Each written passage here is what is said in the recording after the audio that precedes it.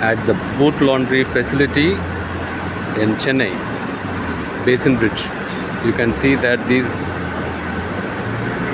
dark bags are full of soiled linen, which are then segregated and taken for cleaning. You can see the segregation of linen, the one with heavy stain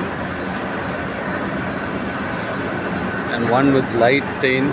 Segregation is very important as this will help in cleaning the linen effectively and faster.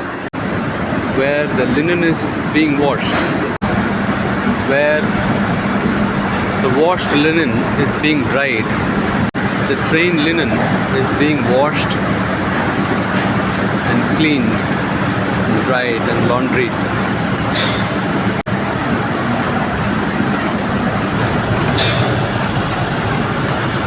And